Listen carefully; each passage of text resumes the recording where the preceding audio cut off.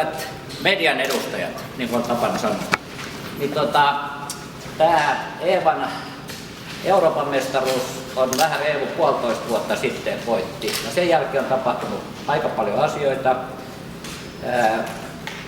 Noin 1,5 vuotta sitten Eeva sairastui keuhkoveritulppaan, mikä on aika vakava sairaus ilmeisesti. Ja Eeva halusi heti kun pääsi sairaalasta niin alkaa kuntouttamaan itseään harjoittelemaan.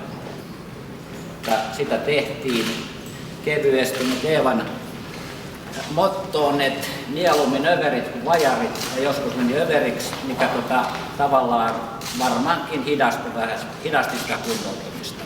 Ja samaan aikaan kyynärpäät jouduttiin leikkaamaan, ja monien mielestä, luultavasti kaikkien muiden tai Eevan mielestä, niin olisi homma selvä, että hänestä ei olisi enää kilpailukehää.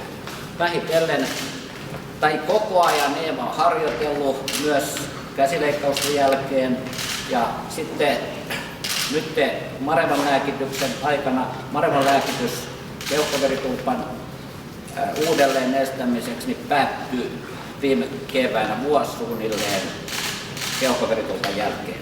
Ja viime elokuussa Eeva pääsi nyrkkeilyharjoituksiin mukaan ja näki kaikesta, että valtava halu kilpailemaan ja nyt me ollaan tässä pisteessä, että on valmis lähtemään taas.